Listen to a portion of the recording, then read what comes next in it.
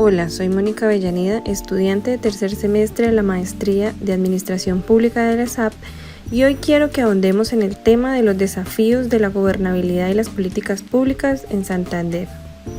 Santander es una joya ubicada geográficamente en el noreste de Colombia, compuesta por 87 municipios, y que enfrenta una serie de retos en términos de gobernabilidad y políticas públicas que moldean la realidad cotidiana de sus habitantes. Por eso, hoy buscamos desentrañar los problemas claves que han sido punto de reflexión para autoridades, expertos y ciudadanos comprometidos.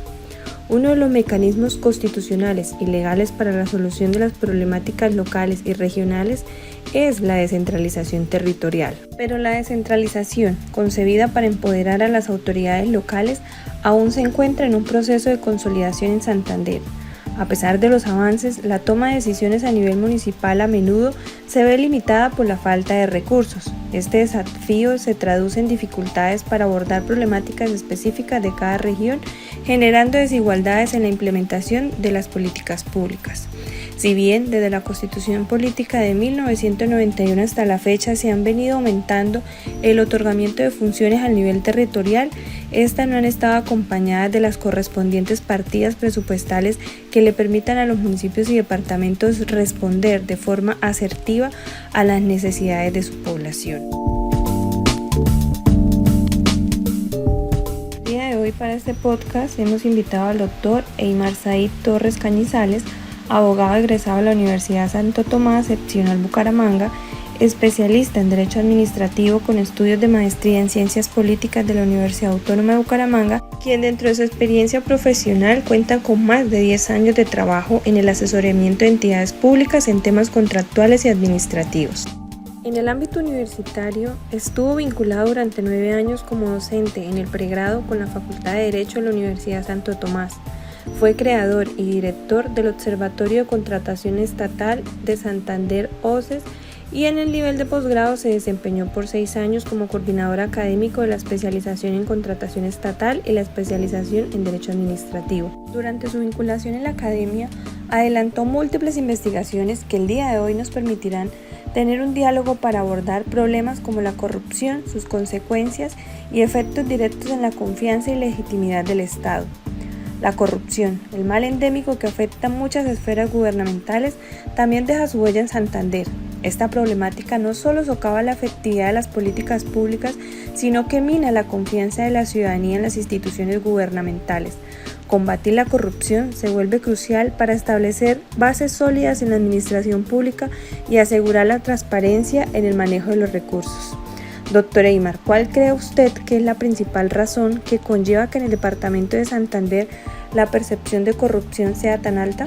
Bueno, en primer lugar quiero agradecer la oportunidad de participar de este espacio para poder reflexionar desde el ámbito académico y profesional de una problemática tan importante como la corrupción en el Estado y en las relaciones con los particulares, especialmente los ciudadanos.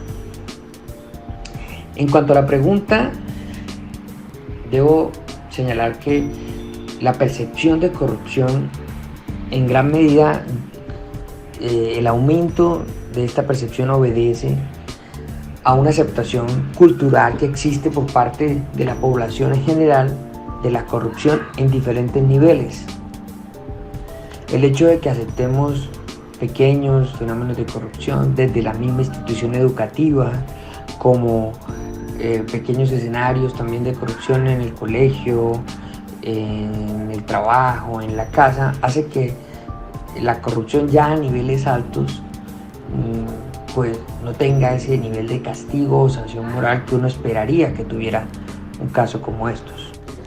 Cada vez la corrupción es un fenómeno que se ha ido estableciendo como una especie de bola de nieve que, más allá de las normas y medidas que se van adoptando para afrontarla o contrarrestarla, lo cierto es que el ejercicio cultural de la aceptación de este fenómeno ha implicado que esas medidas se queden algo cortas a la hora de responder a las consecuencias que trae consigo este fenómeno.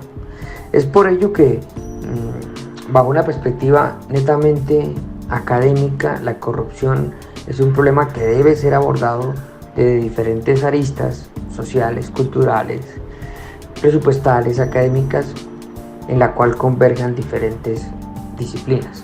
En el ámbito educativo, Santander enfrenta una brecha significativa entre las áreas urbanas y rurales. La accesibilidad y la calidad de la educación varían, generando desigualdades que impactan directamente en el futuro de las generaciones venideras. La implementación de políticas educativas inclusivas y equitativas es esencial para cerrar estas brechas y construir un sistema educativo sólido. ¿Cuál considera usted que ha sido la principal barrera para el fortalecimiento de la educación en el departamento de Santander? Ahora bien, en cuanto a la pregunta de educación, consideraría que la principal barrera que se ha tenido en Santander para el fortalecimiento de la educación son las brechas, las brechas que existen entre la educación rural y la educación urbana. Mientras tenemos una educación urbana en diferentes ciudades, las ciudades capitales del área metropolitana de Bucaramanga o ciudades como Barranca Bermeja y San Gil, que cuentan con acceso a internet, a diferentes mecanismos, pues tenemos otro sector más olvidado, un sector rural, especialmente de municipios de sexta categoría, que son la gran mayoría de los municipios que comprenden el departamento, que lamentablemente tienen falencias presupuestales que no le permiten responder a esas necesidades. Esto se hizo evidente recientemente en la pandemia del COVID, que pues conllevó a múltiples dificultades que en un mediano y largo plazo se verán reflejadas en la calidad de la educación de los menores de esos 2 años, en los cuales pues el proceso educativo lamentablemente se vio interrumpido o afectado. Entonces consideraría que la principal barrera son esas brechas sociales que existen entre el sector rural y el sector urbano. La salud es otro pilar fundamental que enfrenta desafíos similares. La falta de infraestructura en áreas remotas limita el acceso a servicios médicos de calidad, dejando a muchas comunidades desatendidas. Fortalecer la infraestructura de salud y asegurar un acceso equitativo a servicios médicos se presenta como una urgencia ineludible. El Grupo de Investigación Aplicada de la ESAP ha identificado en una investigación reciente 6 habilitadores de la corrupción en el sector salud.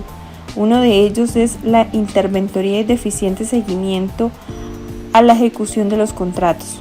Varios han sido los ejemplos en el departamento de Santander donde se ha venido evidenciando que las interventorías son muy laxas y no programan el tiempo de entrega, de ejecución, y lo más marcado ha sido la deficiente planeación, como es el caso de la construcción del Hospital de Floridablanca, de San Gil y de Mogotes. Este último se tumbó y la estructura existente y la nueva área aún está incompleta y sin dotación, disminuyendo de esta manera la calidad de la prestación de los servicios de salud. De igual manera, otro aspecto importante ha sido que se han creado puestos de salud adscritos a hospitales donde no hay un estudio de uso y frecuencia, sino que son avatares políticos que terminan desencadenando en obras inconclusas o elefantes blancos. Respecto al habilitador de corrupción, encontramos el número 5, incidencia de autoridades administrativas con gran poder decisorio, donde uno de los aspectos más relevantes y que se debería incluir como un habilitador de corrupción en este importante sector es que se designan gerentes que no tienen los conocimientos técnicos y administrativos ni las capacidades para poder llevar una buena ejecución. Muchas veces hay ausencia total de mando y los mandos medios son los que asumen la administración, y esta situación es la que en la mayoría de los casos ha llevado a que los hospitales públicos terminen en riesgo financiero al generar malos indicadores y mala calificación por incrementar los gastos y disminuir los ingresos por la venta y no cobro de servicios prestados a las EPS. Bueno, para no ahondar más en este sector y cambiando de tema, doctor Eymar, ¿qué opinión le merece la reciente creación del Instituto Nacional de Vías Regionales, INVIR? Este gobierno, el gobierno del presidente Gustavo Petro, en comparación con lo que fue la política de mantenimiento vial, especialmente en las vías terciarias, pues ha tenido un vuelco muy importante. Para este gobierno ha sido coyuntural el iniciar un proceso de integración de los actores populares, como los han denominado, especialmente las juntas de acción comunal y otras organizaciones que articulan la participación de los ciudadanos en la respuesta a las necesidades insatisfechas, y pues en ese marco, en esa política, pues surge el Instituto Nacional de Vías Regionales INVIR.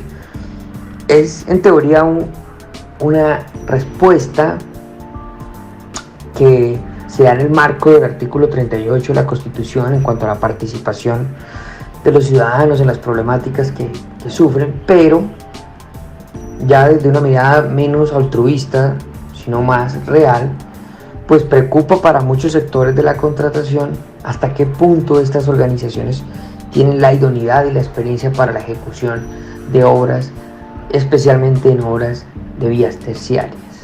Entonces es un punto que sí hay que pues reconocer que hay un cambio en el viraje en cuanto a quienes deben articular el fomento local, pero considero personalmente, desde el punto de vista académico, que se está desconociendo las falencias que tienen estos organismos para poder responder a esa obligación que se les está impartiendo para ser parte de los mantenimientos viales de las vías terciarias.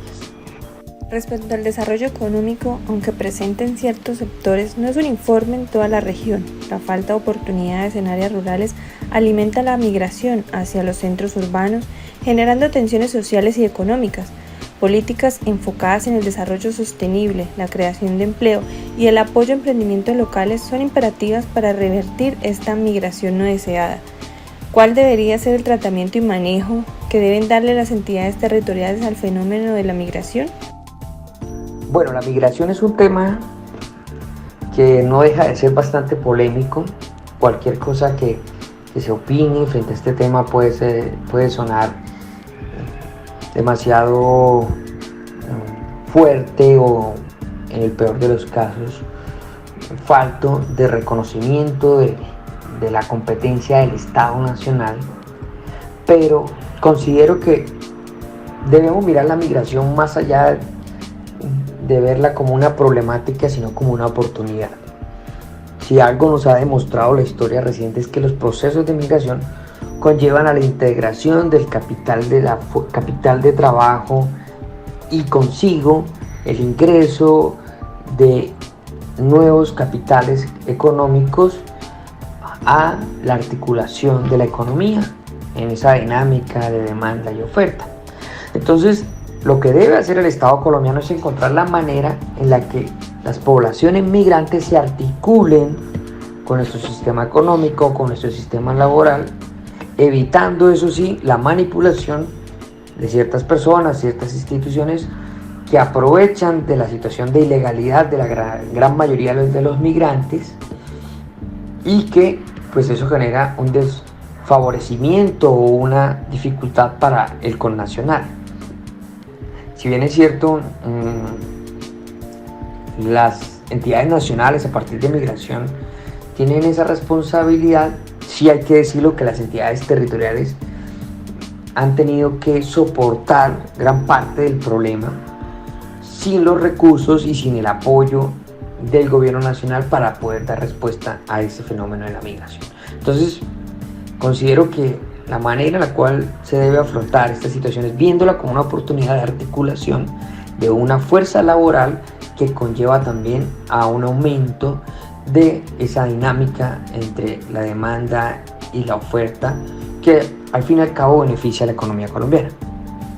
Respetada audiencia, mi nombre es Javier Enrique Landazábal Martínez y en procura de continuar con el desarrollo del presente trabajo académico, cabe resaltar que debemos enfocarlos en las perspectivas futuras y las soluciones, mirando hacia el futuro cercano. Santander enfrenta el desafío de construir una gobernabilidad más efectiva y políticas públicas que atiendan las necesidades específicas de cada comunidad. La inversión en infraestructura, la promoción de la transparencia y la participación ciudadana activa son piezas clave en este rompecabezas. Además, la educación, la salud deben ser prioridades con un enfoque de equidad y de accesibilidad. En conclusión, los problemas de gobernabilidad y las políticas públicas en Santander reflejan la complejidad inherente a la diversidad geográfica y demográfica de la región. Sin embargo, abordar estos desafíos con enfoques innovadores y colaborativos pueden sentar las bases para un Santander más próspero, equitativo y sostenible. Hemos evidenciado que en Santander se presentan varias formas de corrupción y cabe resaltar para el presente trabajo académico los siguientes casos. El primero corresponde a los sobornos y el cohecho, prácticas donde funcionarios públicos solicitan o aceptan pagos ilegales para realizar o acelerar trámites.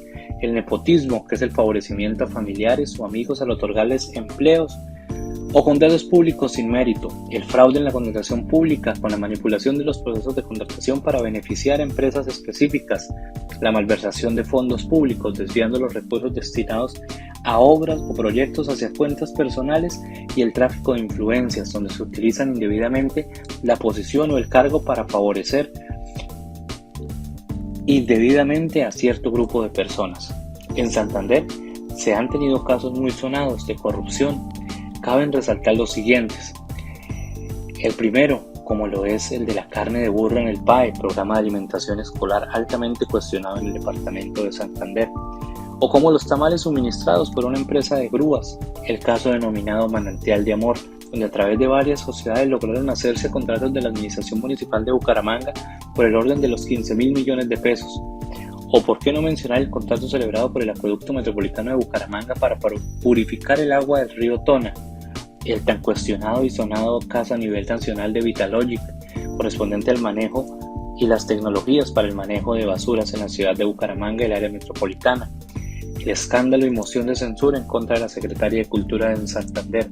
En fin, al hacer mención de estos respectivos casos de corrupción, podemos tener en cuenta los instrumentos para enfrentar la misma en el departamento de Santander, por lo que considero que se debe iniciar con leyes anticorrupción, con reforzamiento y aplicación rigurosa de leyes específicas que penalicen la corrupción con investigaciones y sanciones ejemplares. De igual manera se deben fortalecer las entidades de control y fiscalización, como la Procuraduría General de la Nación y la Contraloría General de la República, y por qué no la Contraloría General de Santander, así como la Contraloría Municipal de Bucaramanga y las Contralorías del área metropolitana, encargadas de supervisar y sancionar conductas corruptas. Asimismo, es importante aumentar la transparencia y el acceso a la información. Se debe promocionar la transparencia en la gestión pública y facilitar el acceso a la información para que la ciudadanía pueda vigilar y denunciar actos de corrupción. Se debe incentivar la participación ciudadana en la toma de decisiones y la supervisión de la gestión pública, lo que contribuye a prevenir y detectar casos de corrupción.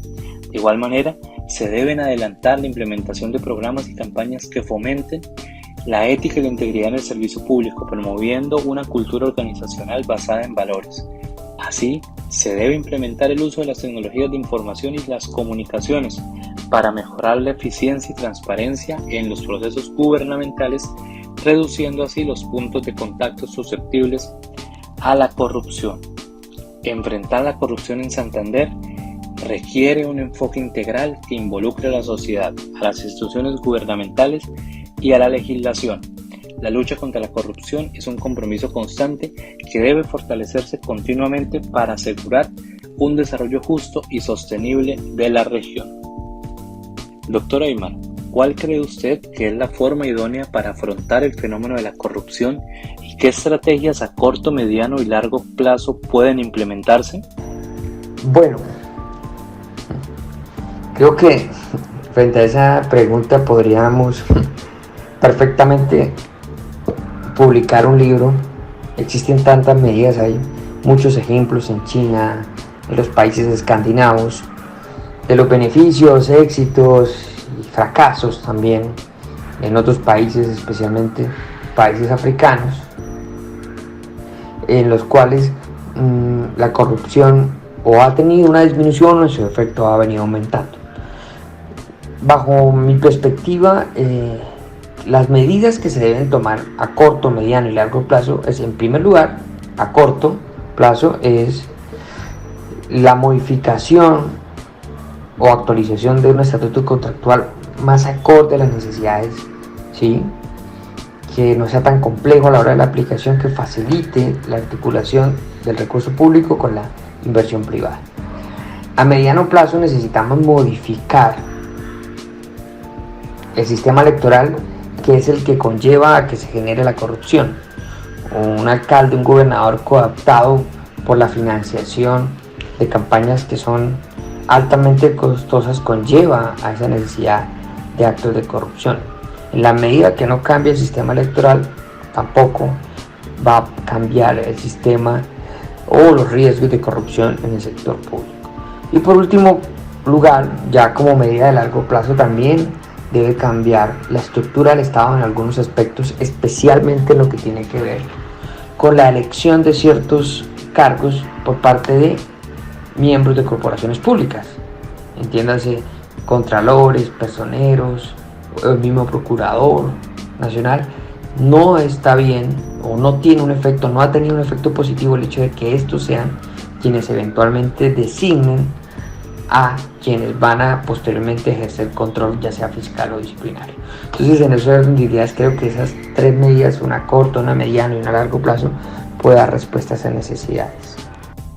Es importante tomar medidas teniendo en cuenta las estadísticas de corrupción del país. El informe Así se mueve la corrupción, radiografía de los hechos de corrupción en Colombia 2016-2020 del Monitor Ciudadano de la Corrupción presenta los resultados del trabajo desarrollado por Transparencia por Colombia en la identificación, sistematización, categorización y análisis de 967 hechos de corrupción reportados en 2026 notas de prensa nacional y territorial publicadas entre 2016 y 2020.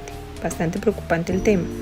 Asimismo, el secretario de Transparencia Andrés Idarriaga en julio del 2023 presentó ante la opinión pública el primer mapa de la impunidad en Colombia como una herramienta que permite hacer seguimiento más detallado del actuar de los órganos que imparten justicia frente a los delitos contra la administración pública. Esta investigación se adelantó del periodo comprendido entre el año 2010 hasta el 2023, donde se identificaron los 10 departamentos de Colombia con el más alto porcentaje de procesos con delitos asociados a la corrupción por la apropiación de recursos públicos que no avanzan y que se terminan prescribiendo. Abro comillas, de acuerdo con el consolidado del Estado de denuncias asociadas a corrupción, hay un total de 57.582 entre los años 2010 y 2023, de las cuales el 93.99% no tienen condena, el 89.7% sin captura y el 77.17% están en indagación, cierro comillas. Según la investigación, el top 10 de los delitos asociados contra la administración pública está liderada por el peculado por apropiación y el contrato sin cumplimiento de requisitos legales. En el caso de las denuncias asociadas a corrupción sin condena en el departamento de Santander, se cuenta con un 94,5%. Del total de 4.427 denuncias en el departamento, sin captura hay 4.164, es decir, un 94,1%. Doctora Eymar, finalmente, ¿cuál considera que es la mayor afectación que trae consigo la corrupción para nuestro país? Bueno, ya pues agradeciendo este espacio, que ha sido muy interesante, muy enriquecedor para reflexionar sobre las diversas problemáticas que se derivan de la corrupción y los bajos niveles de desarrollo, especialmente en el sector rural. En cuanto a afectaciones que se generan por parte o con ocasión de la corrupción, consideraría que la más importante es la dinámica social. La corrupción ha, valga la redundancia, corrompido diferentes sectores de la vida cotidiana del colombiano, que ha hecho, como lo decía en una anterior pregunta, que su nivel de aceptación aumente. Entonces, la corrupción, si bien es cierto, tiene unas implicaciones presupuestales desde el punto de vista de lo que el costo que tiene para el Estado colombiano en cuanto a políticas públicas, en cuanto a recursos. Lo cierto es que también tiene un efecto que no es medible fácilmente, pero que sí tiene una consecuencia inmediata, y es el fracaso de la confianza gubernamental por parte de los ciudadanos en las instituciones y los representantes. Entonces considero que la mayor afectación está ahí, en ese quebrantamiento, en esa ruptura de la confianza institucional en las entidades y en nuestros gobernantes. Entonces, ojalá que con medidas de corto, mediano y largo plazo se pueda afrontar esa afectación, y claro está, pues la pérdida de recursos, pero principalmente eso. Y pues nuevamente muchas gracias por esta oportunidad. A usted, doctora Aymar, por enriquecer el desarrollo de este trabajo académico en el marco de nuestra asignatura de los problemas de la gobernabilidad y las políticas públicas en la especificidad de América Latina, en desarrollo de la maestría en Administración Pública propuesta por la Escuela Superior de Administración Pública, ESAP. Cabe resaltar, a manera de conclusión, que en Colombia es una vergüenza que solo un 6% de los casos denunciados por corrupción se les aplique justicia, pese a la existencia de la Comisión Nacional de Moralización liderada por el presidente de la República. Espero nos escuchen en una próxima oportunidad.